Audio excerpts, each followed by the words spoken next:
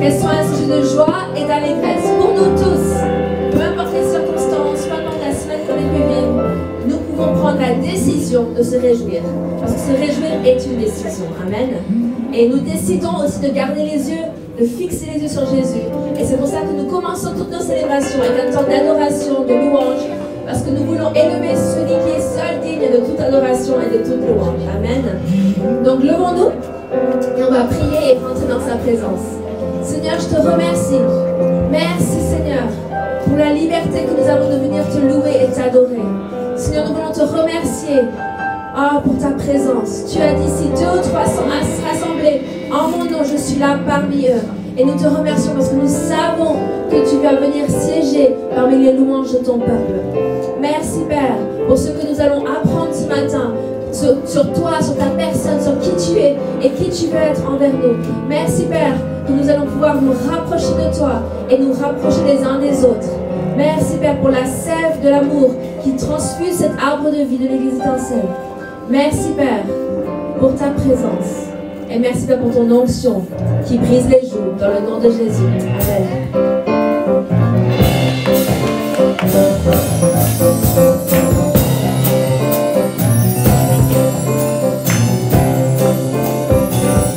Louange et honneur, gloire et puissance.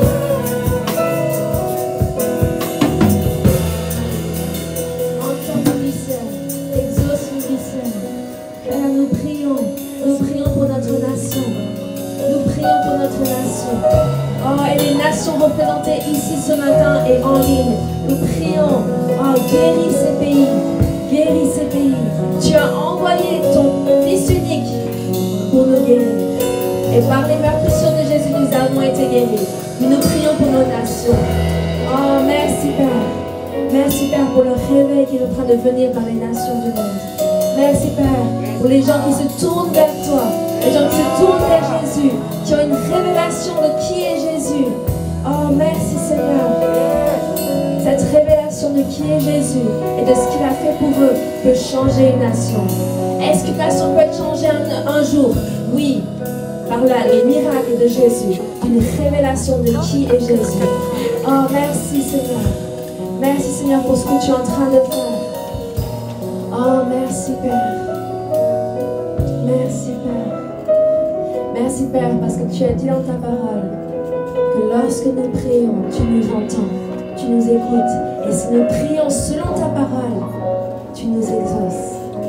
Et nous savons que lorsqu'on médite la parole de Dieu, lorsqu'on met la parole de Dieu en pratique et lorsqu'on prie la parole, nous verrons l'exaucement de nos prières. Alléluia. Oui, oui, oui. Merci Seigneur. Merci pour ce que tu es en train de faire parmi nous. Merci pour ta douce présence. Oh, alléluia. Tu es bon Seigneur. Tu es bon Seigneur.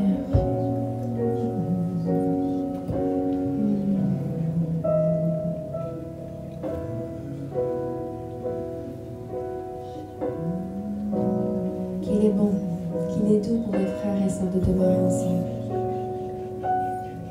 Et certains disent, ah mais moi je vis ma foi tout seul. Et moi je vous dis, on a tous besoin les uns des autres. C'est pour ça que Dieu a créé la famille qu'est l'Église. Et on va retrouver sa place dans la famille de Dieu, n'est-ce pas? Et c'est super pour ceux qui se connectent en ligne avec nous. Et nous vous encourageons de connecter, de commenter, vous pouvez recevoir différentes choses pour être en contact. Mais c'est une telle joie de se retrouver en présentiel et de pouvoir connecter et de voir d'autres frères et sœurs et de pouvoir se regarder droit dans les yeux, dire comment ça va. Et c'est pour ça aussi qu'on a mis en place les binômes et les trinômes, les partenaires de prière, pour qu'on puisse s'épauler, qu'on puisse se soutenir mutuellement et que personne ne soit dans l'isolation, mais qu'on puisse se retrouver. Et c'est une telle joie de pouvoir se retrouver ensemble. Tu as quelque chose?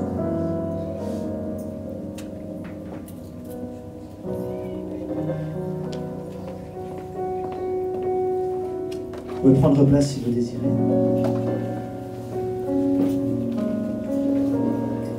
Est-ce qu'on pourrait afficher Zacharie chapitre 13, verset 6?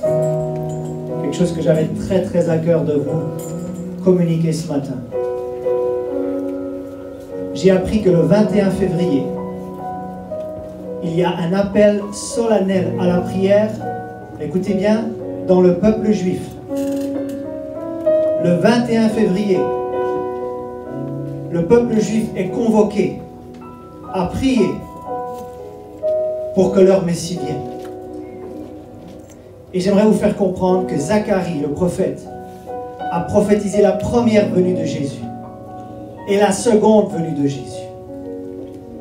Et la première venue du Messie pour les Juifs, écoutez, c'est important, correspond à la seconde venue de Jésus pour les chrétiens. La même personne et le même événement. Et quand il va revenir, son peuple juif, écoutez ceci, ils vont lui poser cette question. D'où viennent ces blessures que tu as aux mains? Quand Jésus va revenir, on verra les blessures qu'il a reçues aux mains pour notre rédemption. Il répondra, c'est dans la maison de ceux qui m'aimaient que je les ai reçus. Le peuple juif le ressent, le peuple chrétien le ressent.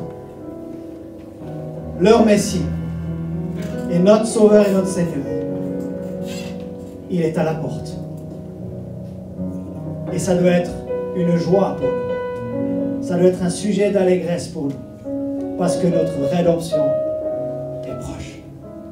Est-ce que vous ne sentez pas dans vos forts intérieurs quelque chose qui est en ébullition? Parce que les temps arrivent. Et Jésus revient bientôt.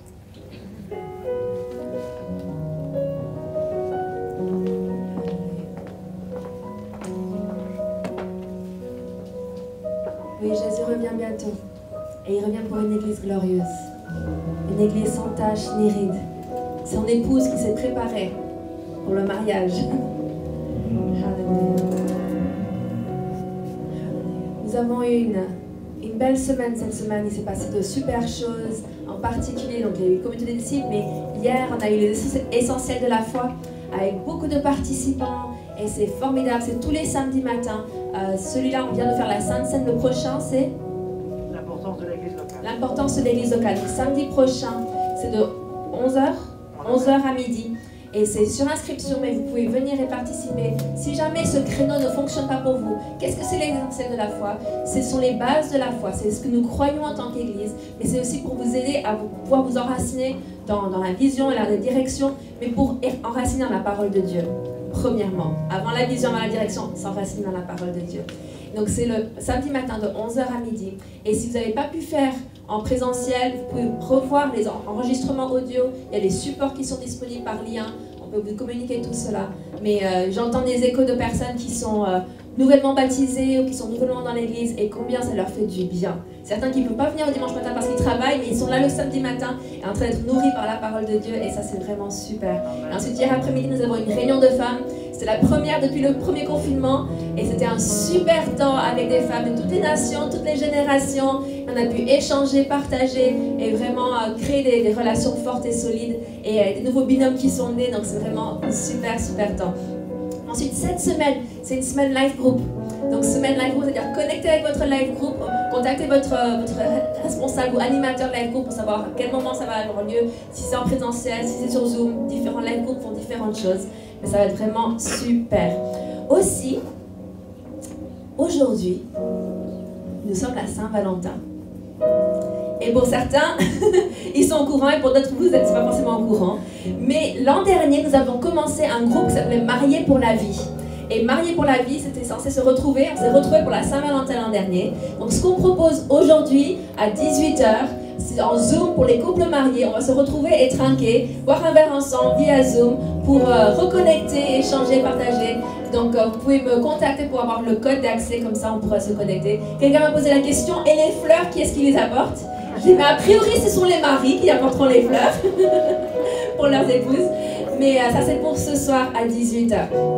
Ensuite, mardi soir, nous avons une réunion de prière sur Zoom. C'est tellement fort ce qu'on est en train de voir. Et c'est tellement fort parce que chacun peut élever la voix dans les différents groupes que l'on crée en ligne. Et c'est vraiment puissant de voir comment Dieu est en train d'agir et de répondre à nos prières.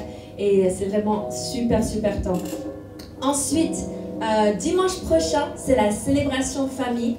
Donc ça va être une super célébration avec les enfants parmi nous. On se réjouit de ces moments-là. Pourquoi? Parce que la célébration est un peu différente, mais elle est adaptée à tous les âges. Mais on veut vraiment accueillir les enfants dans l'église. On trouve que c'est tellement important. Il nous manque. Nous, on sait nos enfants, ils nous demandent tout le temps quand est-ce qu'on peut retourner à l'église. Ils sont tellement contentes. Mais c'est important qu'on puisse avoir les enfants dans la maison de Dieu. Et pas juste de temps en temps, mais on a hâte de pouvoir reprendre les célébrations pour les enfants. Donc voilà la célébration, la semaine prochaine, célébration famille. Et ensuite, on mettra à disposition le lien pour le 28. Donc il n'a pas encore été... C'est là qui me demande, c'est quand qu'on peut s'inscrire? On va le mettre en place pour le 28. Aussi, ce week-end, donc je ne sais pas si vous savez, mais nous soutenons 9 missionnaires différents. Et nos missionnaires aussi sont une extension de notre Église. Et cette semaine, on a dit aux gens, on vous a distribué des étincelles. Pourquoi des étincelles? Une étincelle quand il y a un nouveau binôme. Une étincelle quand il y a quelqu'un qui donne sa vie au Seigneur. Une étincelle quand un nouveau life group s'ouvre. Mais un de nos missionnaires, ou un couple de nos missionnaires, nous demandait, mais lorsque nous aussi on commence une nouvelle œuvre, est-ce qu'on peut allumer une étincelle? Donc, John et le Ramadan, qui sont les pasteurs fondateurs, mais qui sont missionnaires de l'église Étincelle maintenant, ont ouvert un nouveau campus, Réma, à Marseille, avec 27 étudiants. Dans la région PACA! Dans la région PACA. Donc, ça touche la France. Nous étendons notre zone d'influence. Et on a une petite vidéo qu'on va vous montrer. Comme ça, ils ont allumé leur étincelle pour vous montrer aussi comment ça se fait. Nous sommes ici et nous avons allumé cette étincelle parce que hier, nous avons ouvert Réma Marseille.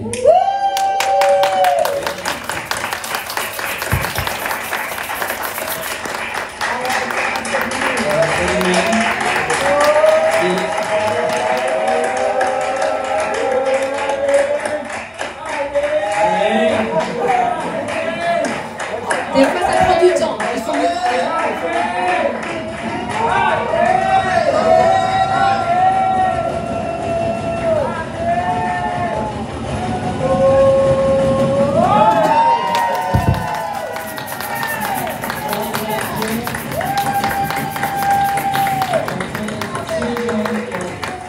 Charlene pour répondre à son appel. Amen. En multitude. Nous sommes ici et nous avons Voilà.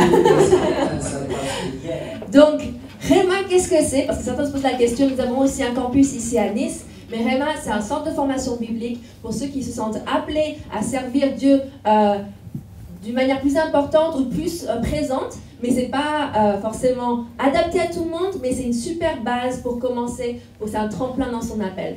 Et Pasteur Philippe et moi-même avons fait cette école. Il y a plusieurs membres de l'église qui ont fait. Pasteur Peter et Sherilyn aussi sont enseignants.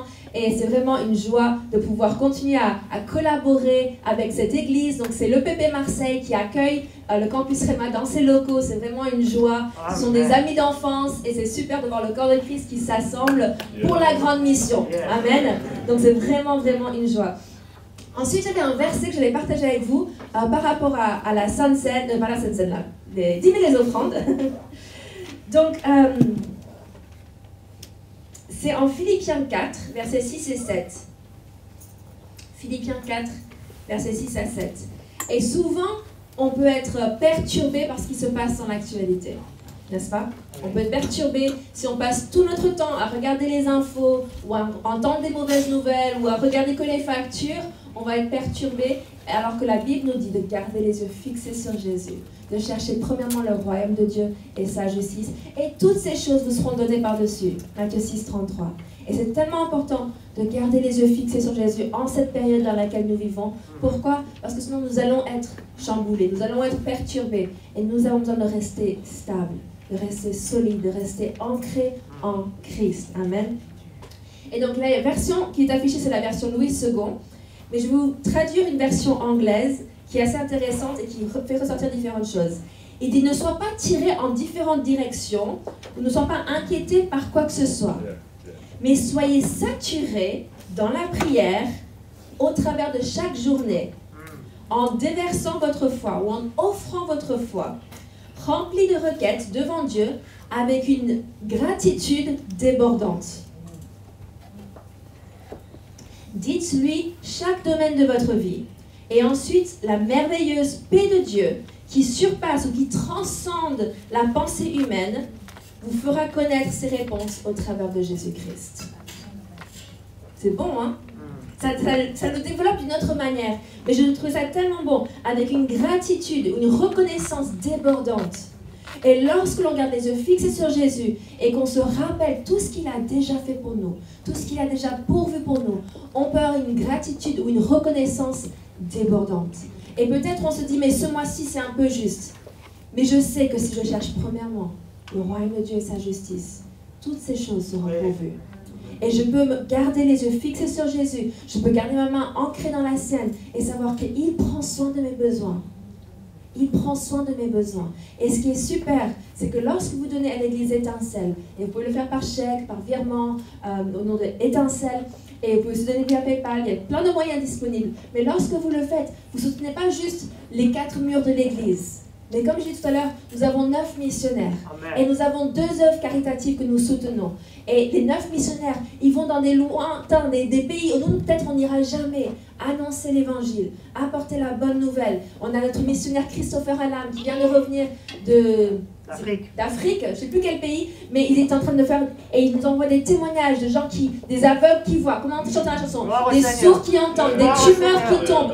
Et vous avez part à cela lorsque vous participez dans l'œuvre de Christ. Pourquoi? Parce que nous sommes une église qui donne. Nous voulons être une église généreuse envers les missionnaires. Et cette année, l'an dernier, on a mis en place Pain quotidien. C'est une œuvre pour les personnes qui sont en difficulté financière avec ce qui se passe actuellement et qui ont du mal à payer pour leurs courses ou pour avoir de quoi manger. Et nous disons, nous ne pouvons pas aider à l'autre bout du monde et oublier les personnes de notre église qui souffrent. Amen. Oui, oui. Nous voulons soutenir. Donc vous pouvez aussi donner pour Pain quotidien, vous notez sur l'enveloppe. Et il y a aussi quelque chose de nouveau que nous avons lancé cette année. On les a soutenus une fois auparavant, mais c'est la pouponnière de l'Enval. Et les orphelins, la Bible nous parle, n'est-ce pas, de soutenir les veuves et les orphelins. Et il y a des orphelins ici même dans la ville de Nice. Et la pouponnière de l'Enval soutient et aide les orphelins de la ville de Nice. Et donc chaque mois, nous avons pris la décision avec le conseil d'administration qu'on veut soutenir cette œuvre en tant qu'église. Bravo! Amen. Parce que peut-être qu'on n'est pas tous capables de prendre et d'adopter un orphelin, mais nous pouvons les soutenir. Il y a des œuvres qui existent et nous pouvons les soutenir. Amen. Et la Bible dit, il y a tellement de promesses pour ceux qui soutiennent la veuve et l'orphelin. Et c'est une joie de pouvoir participer, n'est-ce pas? Alors qu'on offre notre foi, et c'est par la foi que l'on donne, n'est-ce pas? C'est pas par dépit, c'est pas parce qu'on est obligé, c'est par foi qu'on donne et on sème par la foi. Et lorsque vous semez par la foi, sachez que c'est Dieu qui récompense. Amen. C'est lui qui voit, c'est lui qui récompense. Donc semons dans la joie pendant ce chant et on va prier. Seigneur, je te remercie. Je te remercie parce que ton royaume s'agrandit, ton œuvre s'accomplit. Et Seigneur, je te remercie qu'en tant qu'Église étincelle, nous pouvons toucher bien plus loin que les 4 murs des églises. Nous voulons avoir une mentalité plus que de payer pour nos factures. Nous voulons être une bénédiction pour le monde qui nous entoure, pour la ville qui nous entoure. Et Seigneur, je te remercie que tu nous donnes le vouloir et le faire. Et Seigneur, je te remercie que tu vas mettre à cœur à certaines personnes de donner certaines semences particulières pour telle œuvre ou tel missionnaire. Et Seigneur, je te remercie parce que tu es celui qui pourvoit selon ta richesse avec gloire en Christ Jésus. Amen. Soyez bénis.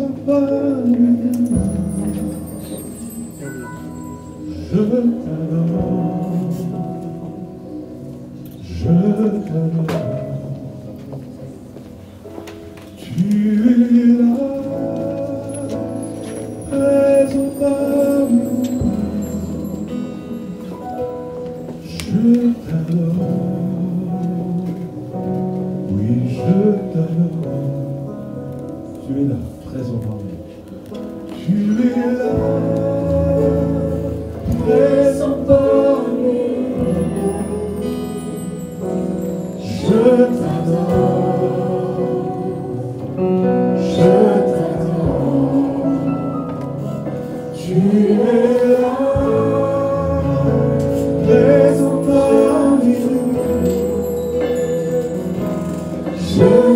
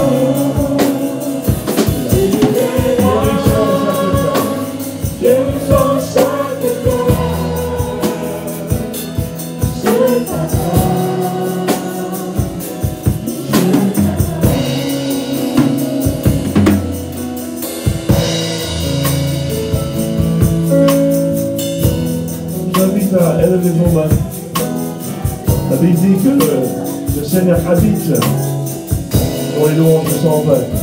Demeure dans les louanges de son peuple. Et Jésus a dit que là où deux ou trois sont assemblés en mon nom, je suis là, au milieu de vous. Nous pouvons acclamer sa présence, remercier le Seigneur pour ce que Jésus a fait pour chacun de nous. Et laisser le Saint-Esprit parler à nos cœurs, nous préparer pour recevoir la semence de la parole qui est capable de nous changer, de modifier le cours de notre existence. Oh, alléluia, elle est pour nous-mêmes. Je suis là, présent parmi nous. Je t'adore, je t'adore. Tu es là.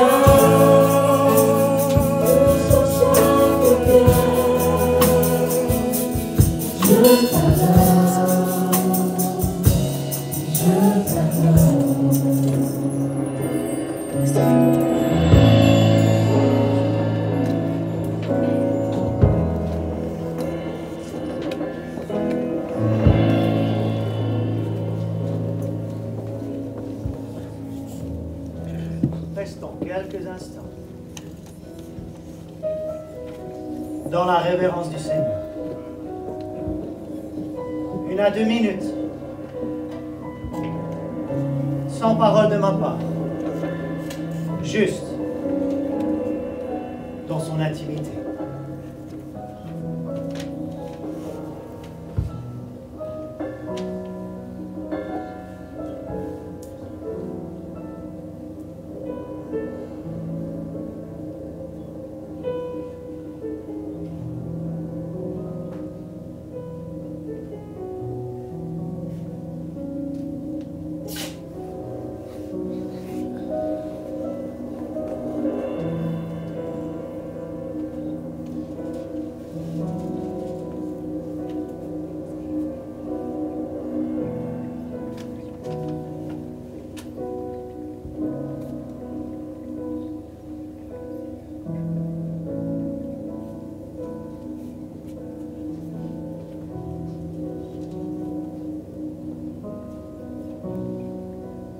Et ce texte qui me vient, quand Jésus est venu la première fois sur la terre, il a dit ceci. Il m'a envoyé pour guérir ceux qui ont le cœur brisé. Que vous soyez en ligne ou en présentiel, avec un cœur brisé. Il est le même hier, aujourd'hui et éternellement. Et il veut restaurer votre cœur. Oui, je vois une restauration ici pour cette femme. Que votre cœur soit restauré, madame. Oui, oui, le Seigneur est là, il est là, il est là, il veut vous faire du bien. Il veut vous faire du bien, recevez ce que l'Esprit de Dieu, oui aussi. Aussi pour notre sœur, je vois qu'il est en train de toucher quelque chose en profondeur. Ce que l'homme ne peut pas faire, Dieu peut le faire. Recevons. Recevons ce que le Seigneur veut faire parmi nous ce matin. Et il n'y a pas de distance dans l'esprit.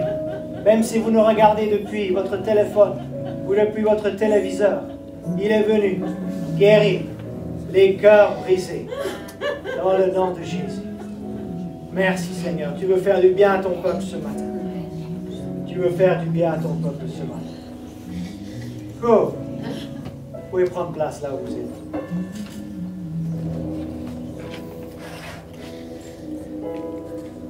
Donc quand nous nous assemblons en son nom, il y a un invité d'honneur et il s'appelle Jésus-Christ. Or, je suis très heureux de vous présenter une dame qui est avec nous ce matin, qui s'appelle Marie-Pierre. Bonjour Marie-Pierre, qui est une harpiste professionnelle. Et écoutez bien, son papa était l'organiste de Notre-Dame Paris. Et c'est une amie à Huguette, claveciniste mondialement reconnue. Donc on a des musiciens de grand talent ce matin avec nous. Donc bienvenue Marie-Pierre, bienvenue. Si vous êtes ici pour la première fois, sentez-vous à l'aise parmi nous. Si vous êtes ici pour la xème fois, sentez-vous à l'aise parmi nous. On va remercier tout le groupe ce matin qui est venu de bonheur pour pouvoir nous emmener là où le voile a été déchiré. Alors, j'espère que vous avez pris votre Bible ou votre tablette, ou alors ça sera écrit sur les écrans. Donc, je me présente, je suis Philippe Boulanger, le pasteur principal de l'église Étincelle, et on va aller dans un texte très cher à Gérald et Nathalie, en 1 Corinthiens chapitre 9. J'ai beaucoup pensé à vous lorsque j'ai préparé ce message. 1 Corinthiens chapitre 9, et nous allons lire les versets 19 à 23, et nous allons continuer cette série qui s'appelle « De croyants à disciples ». J'ai reçu tellement de retours par rapport à dimanche dernier que certaines personnes ont pris du temps personnel avec Dieu et à quel point ils ont déjà reçu des choses du Seigneur. N'est-ce pas fantastique? Amen. Quand on suit la méthodologie du Seigneur. Donc 1 Corinthiens chapitre 9, nous allons lire les versets 19 à 23. L'apôtre Paul dit ceci à l'église de Corinthe: « Car, bien que je sois libre à l'égard de tous, je me suis rendu le serviteur. » Qu'est-ce que j'aime Paul? Il ne se présente pas comme un leader, il se présente comme un serviteur. « Je me suis rendu le serviteur de tous. Pourquoi? Afin de gagner le plus grand nombre. Avec les Juifs, j'ai été comme Juif, afin de gagner les Juifs.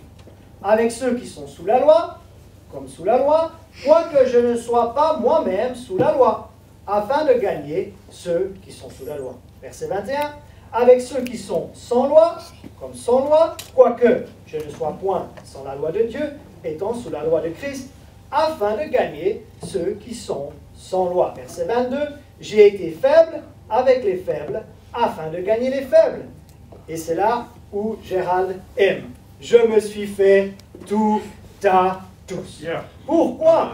Afin d'en sauver de toute manière quelques-uns. Et ensuite, verset 23, « Je fais tout. » Pourquoi, Paul, tu fais tout? À cause de l'évangile, afin d'y avoir part. Nous sommes donc dans la deuxième contribution de cette série qui s'appelle « De croyants à disciples ». Et nous sommes en train de développer, regardez ici un instant, nous avons 4 piliers dans cette église et nous sommes en train de développer le premier pilier qui s'appelle « Édifier le disciple ». Ce n'est pas écrit « Édifier le croyant » pour une raison très intentionnelle, parce que nous sommes censés, maintenant, pour celles et ceux qui sont en Christ, nous sommes censés passer de croyants à disciples. Ok? Résumons la mission de l'Église sur la terre jusqu'au retour du Seigneur. Quelle est la mission de l'Église? En 3 mots. En 3 mots simples.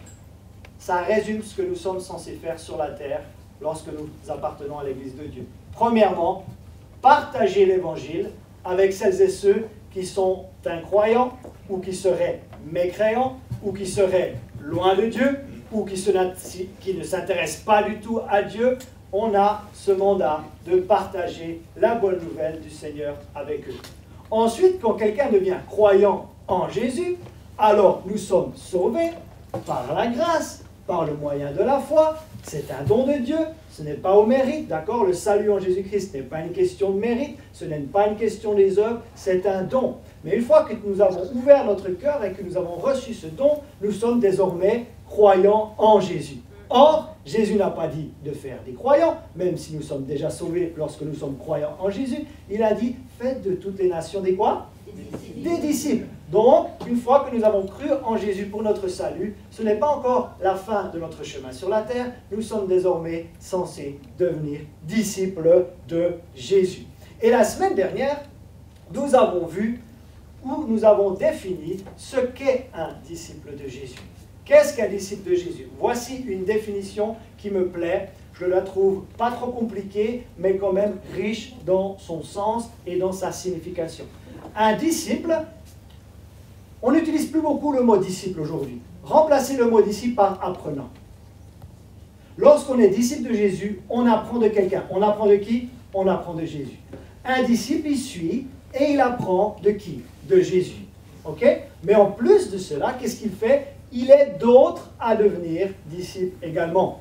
Et la semaine dernière, nous avions mis Pasteur Peter, qui était Jésus. Moi, j'étais à la suite, mais j'avais personne derrière moi. Donc à ce moment-là, je suis un croyant en route vers un disciple. Mais une fois que j'aide d'autres personnes, pas à me suivre moi, mais à suivre le Seigneur Jésus, à ce moment-là, je deviens un disciple de Jésus. Raison pour laquelle je lève mon chapeau à tous les animateurs, live group, à tous ceux qui partagent la parole du Seigneur avec d'autres, parce que grâce à vous, non seulement ça vous aide à devenir disciple de Jésus, mais ça nous permet aussi d'avoir une plus grande capacité spirituelle pour engranger la moisson.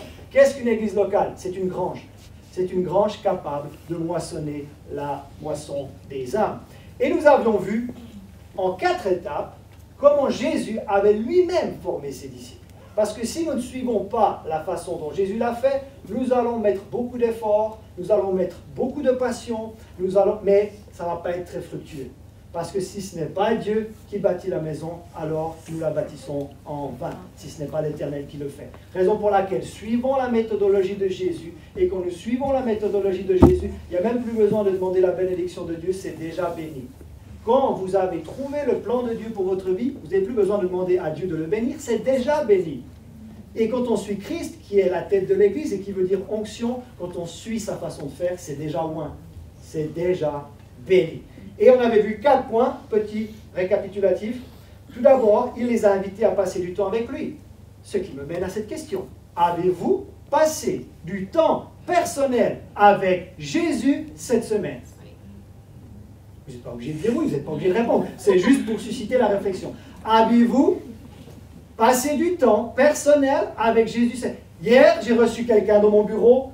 Il m'a dit, pasteur, ça m'a tellement parlé dimanche dernier que cette semaine, j'ai passé du temps avec le Seigneur, mais je suis en train de recevoir des trucs, je suis en train de recevoir des confirmations, il est en train de me dire que je dois arrêter certaines choses dans ma vie. Oui, c'est ça de devenir un disciple de Jésus. Et ce n'est pas parce qu'on l'a fait cette semaine qu'on va arrêter la semaine prochaine.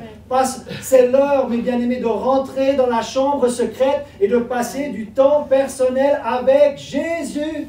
Parce que quand on le fait, il va déteindre sur nous, phase 2, et on va davantage ressembler au Maître. C'est ça, devenir son disciple. En phase 3, il aura offert la possibilité de participer à son œuvre. Donc, raison pour laquelle dans cette église, hier, par exemple, c'est Patricia qui a fait l'enseignement des essentiels de la foi sur la Sainte Seine. Elle a été géniale sur ce sujet. Elle a eu une révélation sur ce sujet. Pourquoi? Parce qu'elle a préparé le sujet.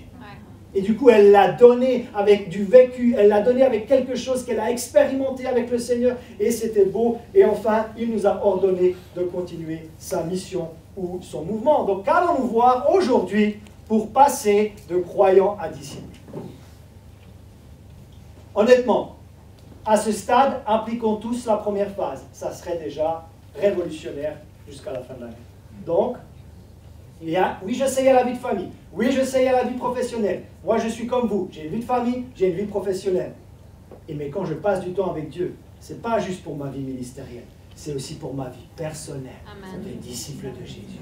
J'ai besoin de passer du temps avec Dieu en tant que pasteur, certes. Mais avant d'être pasteur, je suis un disciple de Jésus. Donc, j'ai besoin de passer du temps personnel avec mon Père céleste. Parce que malheureusement, mon Père terrestre est déjà parti. Donc la deuxième grande idée de ce message de ce matin ou de cette série, écoutez bien, ce que je vais partager avec vous, c'est en train de révolutionner mon quotidien à moi. Je vais vous parler, dimanche dernier je vous ai parlé de ce que j'ai vécu il y a 15-16 ans quand j'étais à l'école de disciples. Aujourd'hui je vais vous parler de ce que j'ai vécu cette semaine. Je vais vous parler de quelque chose qui révolutionne mon quotidien de disciple de Jésus, alors que ça fait 18 ans, bientôt au mois de mai, que je marche à la suite de Jésus. Mais ce que je vais partager avec vous est en train de révolutionner mon quotidien à moi. Donc peut-être que ça va révolutionner votre quotidien à vous. Vous êtes prêts? Nous allons voir qu'un disciple de Jésus, il répand la connaissance de Christ. Où ça? Le dimanche matin à l'église? Où un disciple de Jésus répand-il la connaissance de Christ? Dites-le avec moi. En tout lieu. Ça veut dire en tout lieu, ça veut dire au travail. En tout lieu, ça veut dire à la boulangerie du coin. En tout lieu, ça veut dire quand tu vas chez le cordonnier. En tout lieu, ça veut dire quand tu vas au club nautique de Saint-Laurent-du-Var pour moi. En tout lieu, ça veut dire en tout lieu. Et je suis en train de vivre avec ma vie personnelle en plein Covid-19 ce que ça veut dire de répandre la connaissance de Christ en tout lieu. Ah là, ça devient passionnant. je peux vous dire que je suis en train d'être revitalisé après 18 années de vie chrétienne parce que je suis en train de vivre ce verset qui nous dit, 2 Corinthiens 2, 14, « Grâce soit rendue à Dieu, qui nous fait toujours triompher en Christ et qui répond par nous, où ça? » Alors, en tout lieu, ça ne veut pas seulement dire le dimanche matin, hein? En tout lieu, c'est en tout lieu. Je sais que le club de fitness, il est fermé pour l'instant, mais quand le club de fitness rouvre, ça sera en tout lieu. Pour ceux qui sont au club de boulistes, c'est en tout lieu. L'odeur de sa connaissance. Et j'aimerais vous faire comprendre que la mission que Jésus nous a donnée, elle n'avance pas forcément quand l'Église a un programme d'évangélisation, mais quand les chrétiens qui la composent évangélisent. Amen. Oh, ça c'est la révolution. La mission de Jésus, elle n'avance pas forcément, elle peut, mais elle n'avance pas forcément quand il y a un programme d'évangélisation tout ficelé, parce que certains vont dire, eux, ils vont évangéliser, donc moi, je n'ai pas besoin de le faire. Donc on est en train de tronquer le corps de Christ, alors que c'est tout le corps de Christ qui est censé répandre la bonne odeur de Christ en tout lieu. Regardons comment Paul l'a fait dans le texte que nous avons lu. C'était un as en la matière, un as. Regardez avec les Juifs comment il le faisait, lui était lui-même juif. 1 Corinthiens 9, 20. Lorsque je suis avec les Juifs, je vis comme eux, afin de les gagner. J'ai choisi la version Semeur. Lorsque je suis parmi ceux qui sont sous le régime de la loi de Moïse, je vis comme si j'étais moi-même assujetti à ce régime, bien que je ne le sois pas, afin de gagner ceux qui sont sous le régime de cette loi. Donc Paul, il est quoi? Est-ce que Paul avait plusieurs visages? C'est-à-dire, il est comme ça avec un, il est comme ça avec l'autre? Non, il était intègre, mais il savait, on va le voir dans un instant, il savait bâtir des ponts avec les personnes. Ouais. Mon beau-père m'emmène à un magasin pour changer, en tout lieu on a dit. Il m'emmène dans un magasin pour changer la batterie de mon accordeur de guitare. J'arrive dans le magasin, je vois un homme qui est en train de me servir avec une kippa.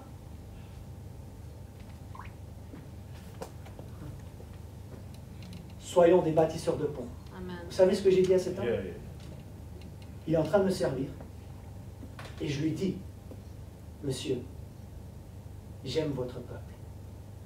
J'ai cru qu'il allait se décomposer devant moi. En tout lieu, donc je suis au magasin pour changer une pile. Monsieur, j'aime votre peuple. Il me regarde, il dit, mais c'est qui cet extraterrestre devant moi? Parce qu'il y a tellement d'antisémites dans le monde que là, j'ai quelqu'un qui vient changer sa pile de gueule. Et il me dit, j'aime. Après, je dis, je suis un disciple de Yeshua. Merci de m'avoir donné Yeshua. Merci pour la Torah.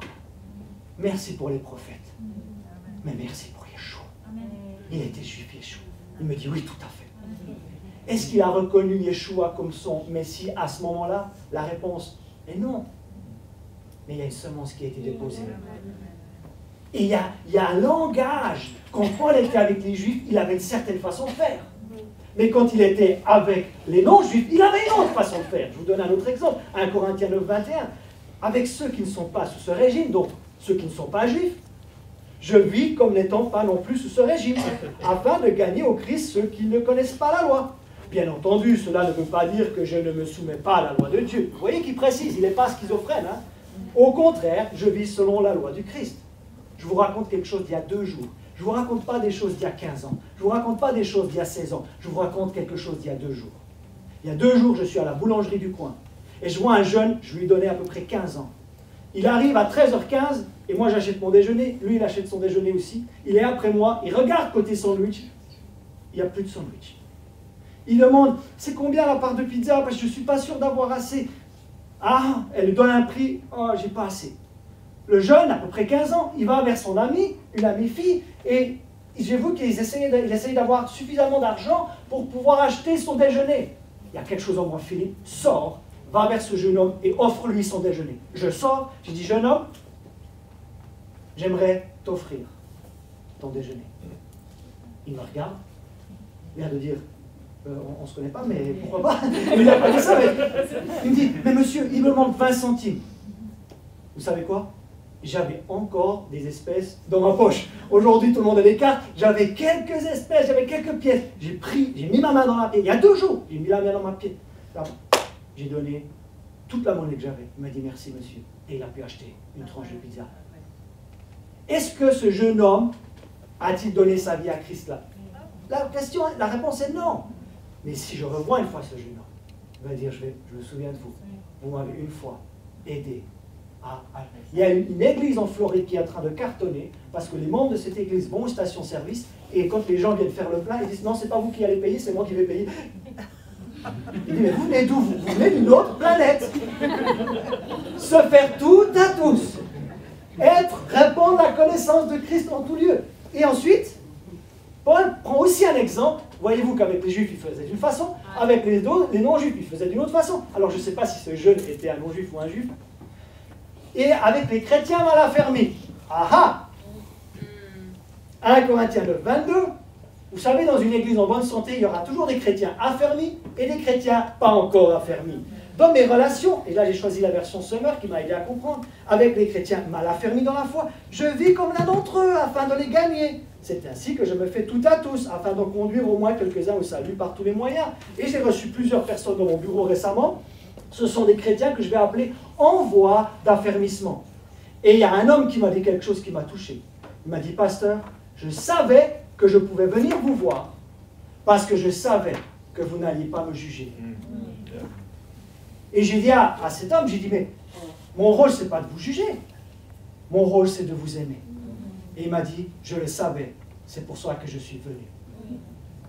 Notre rôle en tant que chrétien, surtout envers les chrétiens mal affermis, qui auraient tendance un petit peu à trébucher, ne jugeons pas nos frères et les sœurs. Aimons-les, parce que quand on les aime, ils vont être gagnés et ils vont rester en Christ Jésus. Voyez-vous que Paul, c'était un as. Il savait établir des ponts avec les Juifs, il savait établir des ponts avec les non-Juifs, il savait établir des ponts avec les jeunes chrétiens. Donc, quelle était sa force? Et j'aimerais que nous devenions une église comme celle-là. Vous êtes prêts? Il savait bâtir des ponts entre les personnes, au lieu de les séparer en bâtissant des murs. Paul savait bâtir des ponts entre les personnes. Oui, j'ai changé ma façon de prédication parce qu'il faut devenir visuel.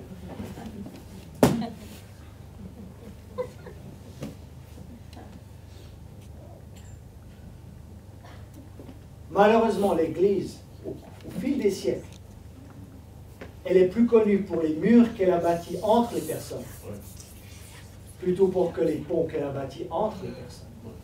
Je vous donne un exemple. Non, nous on est là, et le monde il est là. Ouh, mauvais monde, et bons chrétiens. Alors que Jésus a dit, j'ai été envoyé dans le monde, comme moi je vous envoie dans le monde. On n'est pas censé se cloîtrer, on n'est pas censé bâtir des murs entre le monde, on est censé toucher le monde. Amen. On est censé répandre la bonne odeur de Christ en tout lieu.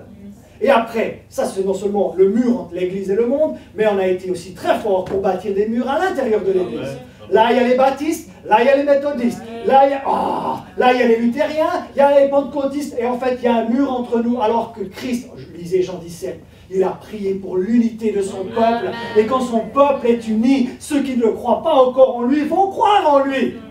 Et voilà ce que le Saint-Esprit fait aujourd'hui.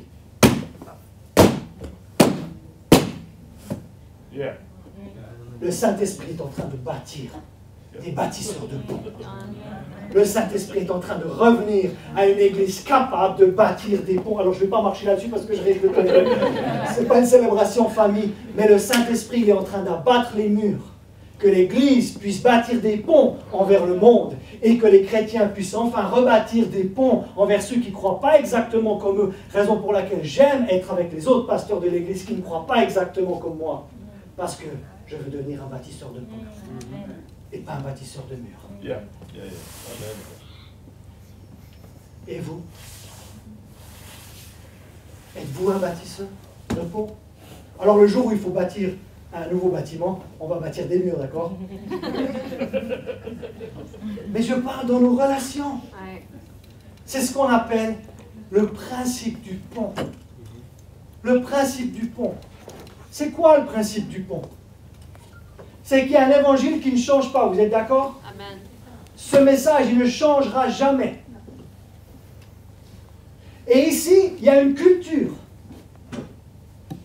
Comment établir un pont entre un message qui ne change pas et une culture européenne, ou une culture africaine, ou une culture asiatique, ou une culture française. Je vais encore aller plus loin, parce que non seulement il faut établir des ponts avec la culture du pays, mais dans le pays, il y a des sous-cultures. Ici, nous sommes dans le sud. Alors, nous sommes en France, mais nous sommes dans le sud de la France et nous ne sommes pas dans le nord de la France. Et ici, nous sommes à Nice. Et à Nice, on n'est pas à Marseille. Et il y a une différence de mentalité à Nice qu'à Marseille.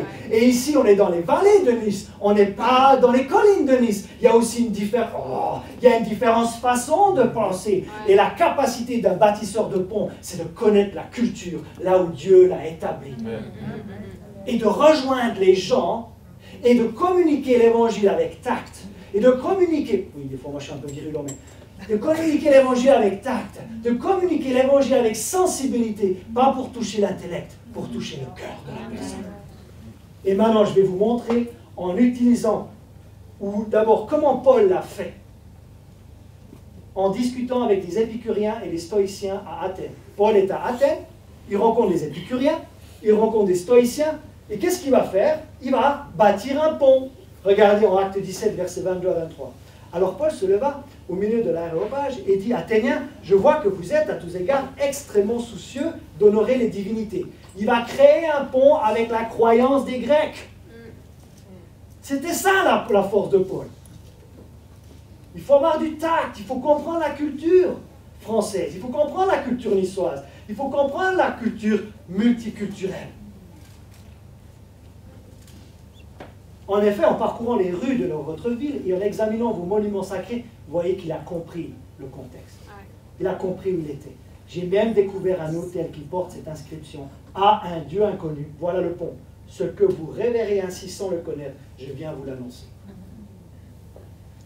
Il a su identifier quelque chose dans l'architecture athénienne, il a su identifier quelque chose dans la façon dont les Athéniens croyaient, pour pouvoir établir un pont avec eux. Je vous donne un autre exemple de ma vie quotidienne. Ce qui fait quoi le pasteur dans sa vie quotidienne? Il y a une dame qui appelle son fils Samuel. On est à l'école, juste avant d'emmener les enfants. J'ai dit, ah Samuel, ça c'est vraiment un beau prénom. C'était un grand prophète de la Bible. Elle se tourne vers moi et je la vois avec un immense sourire. La prochaine fois que je la vois, j'ai dit, bonjour madame et Samuel. Pourquoi, il faudrait vous poser une question, pourquoi avez-vous appelé votre fils Samuel? Et là, j'ai fait parce que oui, c'était vraiment un grand homme de Dieu dans la Bible. Moi, je suis chrétien. Et elle me regarde, je suis aussi chrétienne. Elle est nigériane. Et elle va dans une église à Gorbella. Et j'ai trouvé une sœur chrétienne. Elle m'explique pourquoi elle a appelé son fils Samuel. Et c'est moi qui ai lancé la conversation.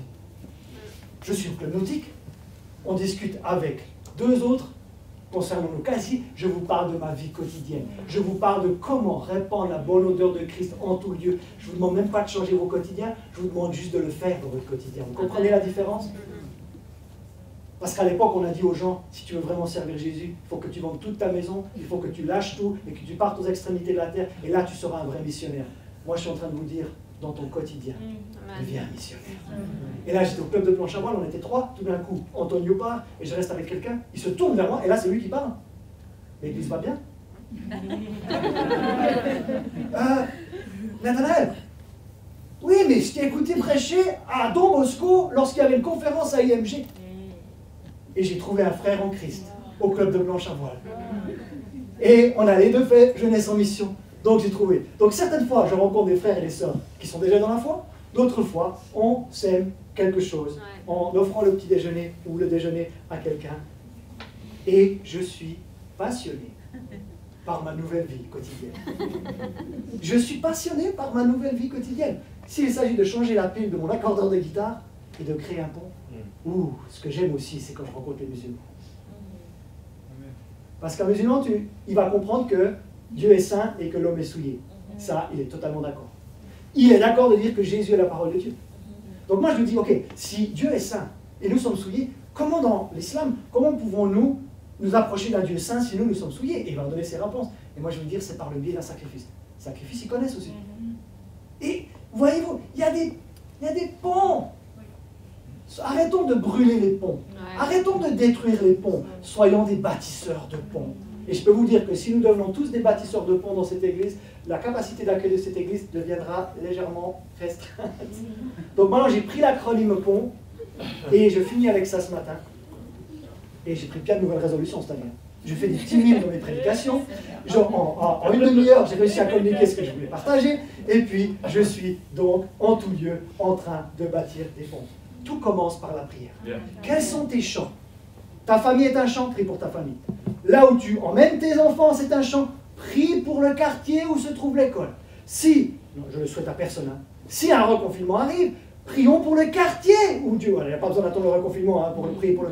Prions pour le quartier. Quand tu viens au lieu de culte, prie pour le lieu de culte. Priez pour les différents champs qui sont les vôtres, parce que Jésus a dit de prier le maître de la moisson, d'envoyer des ouvriers dans la moisson. Et moi j'aime notre missionnaire Kane Taylor qui a pu retourner en Haïti aussi, un autre missionnaire que nous soutenons, qui est en Haïti en train de former 290 étudiants. Gloire au Seigneur. Et notre église à part. Amen. Notre église aide. Et il dit toujours, quand il cite ce texte de Matthieu 9, 38, il dit, oui, priez le maître de la moisson, d'envoyer des ouvriers dans la moisson, mais que moi, je devienne l'ouvrier dans la moisson de quelqu'un d'autre. Amen. La gloire à Seigneur. Donc, tout commence par le P de la prière. Priez pour le club nautique, si vous allez au club nautique pour moi. Mais moi, des fois, je dépose mes filles et je vais directement au club nautique. Et je fais une marche de prière sur la plage. Mais je prie pour les adhérents du club nautique. Et c'est là que j'ai rencontré mon frère en Christ. Vous voyez que, commençons dans la prière en tout lieu. Vous allez à la boulangerie du coin, priez pour la boulangerie du coin. Vous n'êtes pas obligé de prendre un haut-parleur pour prier pour la boulangerie du coin. Mais, est-ce que vous comprenez là où je veux en venir ce matin? Que notre vie quotidienne devienne un chant missionnaire exaltant. Et il n'y a pas besoin d'être bizarre. Il suffit de savoir bâtir des ponts avec les personnes. Donc ça commence par la prière. Ensuite, le O, hein, ça peut-être vous le notez quelque part, le O pour oreille. Ben, si vous commencez, je vous montre comment devenir des bâtisseurs de ponts entre les gens. On a vu que Paul savait le faire avec les juifs, il savait le faire avec les non-juifs, il savait le faire avec les chrétiens mal affermis. Donc, on devrait être des experts dans les trois domaines. Avec les juifs, avec les non-juifs, avec les chrétiens mal affermis. Oreille, oreille. Quand tu pries, qui faut-il écouter? Ben, il faut déjà écouter celui qui t'a prié. Peut-être qu'il va te donner une direction. Va voir cette personne. Il va te donner une direction. Appelle cette personne. Là, peut-être il y a un chrétien mal affermi, il va te dire, il te met une personne à cœur. Appelle cette personne, elle a besoin d'aide. Bou, bou, bou, oreille. Mais aussi, oreille, écoute. Quand tu as prié et tu es à l'école en train de déposer les filles, ou tu es au club nautique, écoute les conversations. Écoute ce qui se dit. Avant de parler, écoute. L'ancien pasteur que vous avez vu là, il m'a enseigné ceci. On a une bouche et deux oreilles, donc on devrait écouter 2 fois plus que parler. Et quand tu écoutes les gens, ça va te donner des façons, et je suis hyper pratique ce matin, j'espère que vous appréciez ce que je suis en train de partager, ça va te donner des occasions de créer des connexions. Mais si les chrétiens sont là et ils parlent pas, ils n'écoutent pas, ils sont juste passifs, vous n'allez jamais bâtir des ponts avec les gens. Tout d'un coup, hein, j'ai entendu une famille parler espagnol. J'entends la maîtresse qui dit, la famille ne parle pas encore français, j'ai du mal à communiquer avec eux, avec mes petites bases d'espagnol. Je dis, hola, ¿cómo está usted?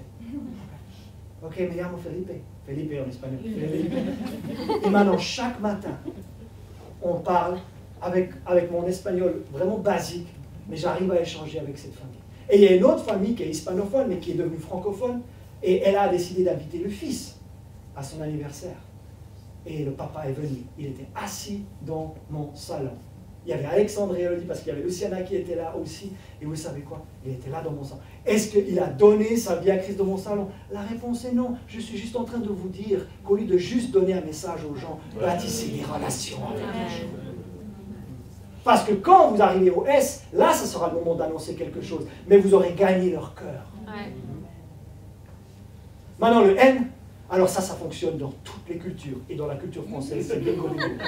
Ouais, mais alors Philippe, comment tu peux nous dire d'aller manger avec quelqu'un alors que tous les restaurants sont fermés en période de Covid? Mais là, je reprends le père de famille, qui est donc colombien, mais qui était sur Toulouse avant, qui a fini. Je vous parle du 26 janvier, je vous parle de l'anniversaire de ma fille, je vous parle de quelque chose d'il y a 2-3 semaines. Quelqu'un qui était assis dans mon salon et on était en train donc de boire quelque chose ensemble parce que son fils était là, on avait les masques, Mais je vous parle de répondre Christ en tout lieu.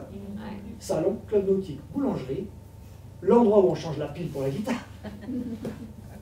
Est-ce que j'ai vu des conversions radicales à ce moment-là? Je vais être très honnête avec vous, la réponse est non. Mais j'ai eu l'occasion de semer les semences. Est-ce que ça veut dire qu'on va arrêter tous les programmes d'évangélisation? La réponse est non. On va avoir des temps forts d'évangélisation. On va avoir à Pâques, on va avoir à Noël certainement des occasions aussi, quand la situation sanitaire sera un peu plus détendue. Mais un truc qui marche en France et qui marche dans toutes les cultures, tu peux même faire la pizza à emporter. C'est manger. Manger. Alors fractionner le pain entre chrétiens, c'est super. C'est ce qu'on appelle la Sainte Seine. Et Jésus a été critiqué parce qu'il mangeait avec les gens de mauvaise vie. Parce que Jésus était un bâtisseur de ponts professionnel. Il était non seulement charpentier, mais il savait bâtir des ponts. Et il a été critiqué par donc, les pharisiens quand ils l'ont vu manger avec des gens de mauvaise vie. Mais pourquoi votre maître mange-t-il avec les publicains? Oh, chrétien, n'allez pas manger. On arrive quand même à manger quelque chose avec quelqu'un qui n'est pas encore dans la foi sans être corrompu par cette personne. C'est l'heure de casser les murs. Et c'est l'heure de bâtir des ponts. Et moi, c'est en train de révolutionner mon quotidien. Sortez le pasteur de son bureau, parce que son bureau, il est assez vu. Emmenez-moi dans mon quotidien. Et attendez pas que les gens vous parlent. Parlez aux gens. J'ai vu ce jeune qui ne pouvait pas acheter son sandwich, mais tendez la main. Ça, j'arrive au thé. Tendre la main. Parce que aimer, ce n'est pas seulement en parole. Je vais vous lire ce texte qui est une révolution. 1 Jean 3,8.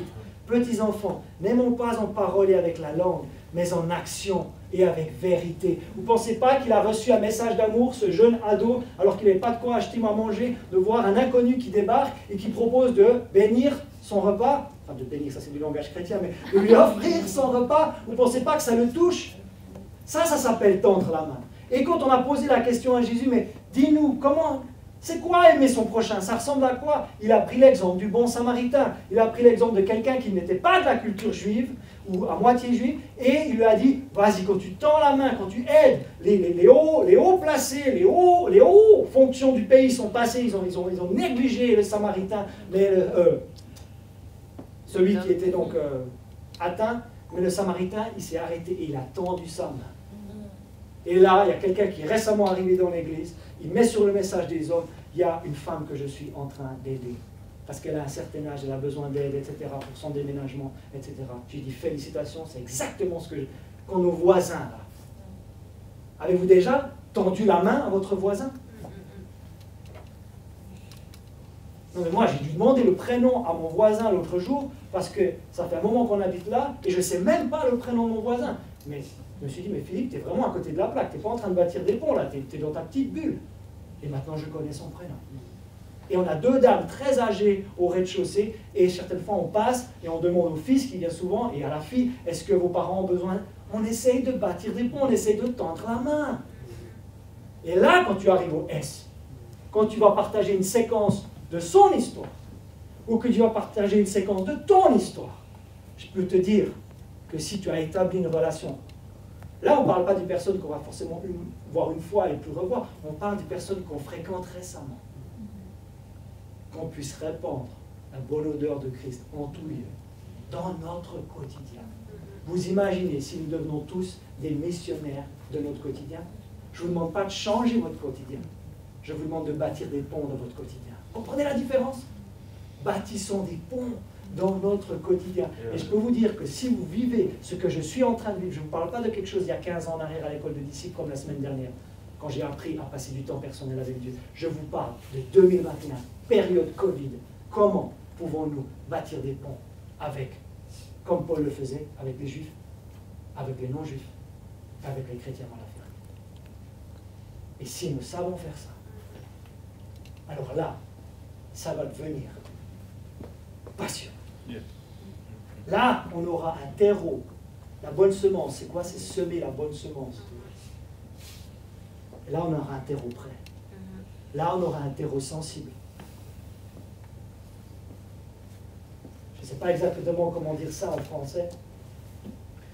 People don't care how much you know until they know how much you care. Qui peut m'aider à traduire ça? Les gens ne se préoccupent pas vraiment de tout ce que tu sais, tant qu'ils ne se rendent pas compte à quel point tu tiens pour eux. Et quand tu as réussi à toucher le cœur, là je peux te dire que le Saint-Esprit peut agir vite. Il peut toucher une personne vite. Et quand vous faites de l'évangélisation, évitez le conflictuel. Dès que ça bascule dans le conflictuel, là le Saint-Esprit ne va pas pouvoir agir. Donc dites, ok, on reste chacun sur nos positions, mais j'ai pas envie qu'on se... on soit éméché là-dessus. Alors ma question est la suivante. Avez-vous envie de bâtir des ponts? Parce que ça, c'est la marque d'un disciple de Jésus. Un croyant ne ressent pas, je finis avec ce dernier slide, un croyant ne ressent pas le besoin de partager l'évangile. Mais un disciple de Jésus, il en fait plus qu'un programme d'église. Il en fait un style de vie. Et on a discuté avec Nathalie. On veut que ça devienne transversal. Que ce ne soit pas juste un programme de temps en temps.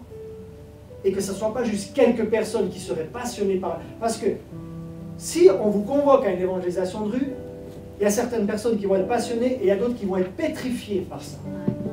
Mais le modèle que j'ai présenté ce matin, tout le monde peut le faire. Tout le monde peut le faire. Et si un croyant ne ressent pas le besoin de partager l'évangile, et j'aimerais qu'on finisse avec cette bonne déclaration ce matin, un disciple, il se dit ceci: je me dois, j'ai un vif désir, et je n'ai point honte de l'évangile. Est-ce qu'on pourrait se lever et confesser ceci?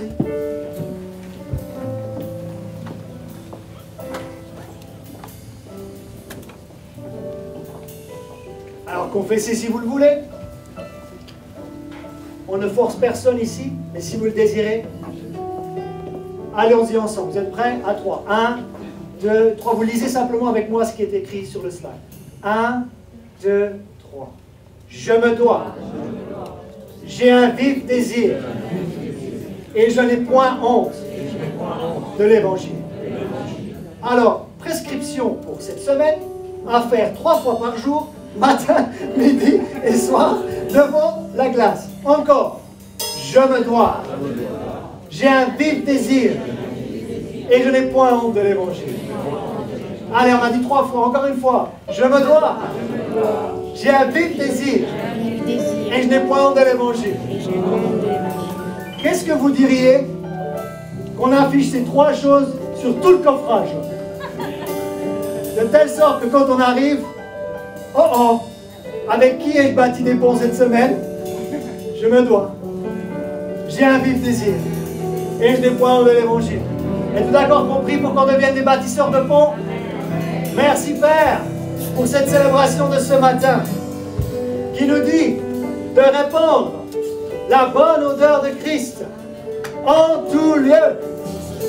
Que ça soit à l'école de musique, que ça soit à la boulangerie, que ça soit dans le voisinage, que ça soit dans le quartier, que nous puissions bâtir des ponts avec les personnes, prier pour le quartier, avoir des oreilles pour entendre, éventuellement manger avec quelqu'un quelque part, oser tendre la main à quelqu'un et oser partager une séquence de notre histoire avec Jésus ou une séquence de son histoire, le fait qu'il est mort et crucifié, le fait qu'il a été enseveli et le fait qu'il est ressuscité le 3e jour.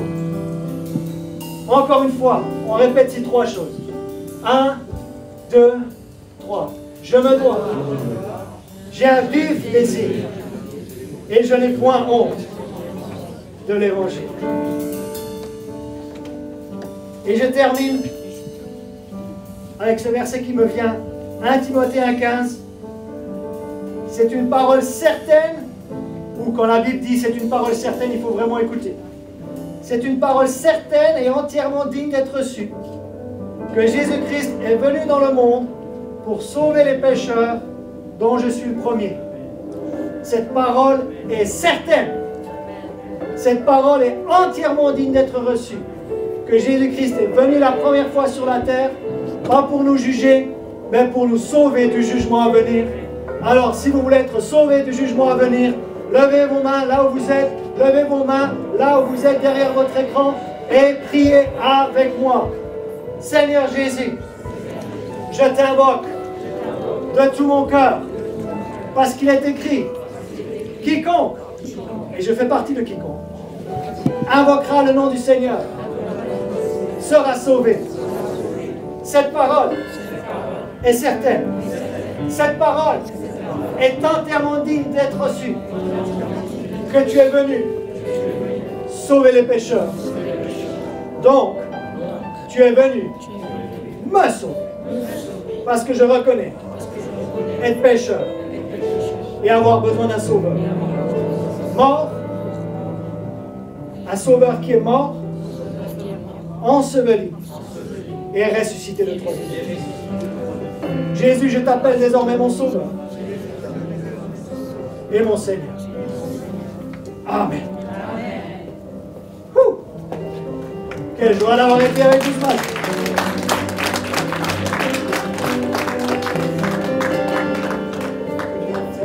Tu es ma force, incomparable, incomparable, tu es l'espoir, incomparable.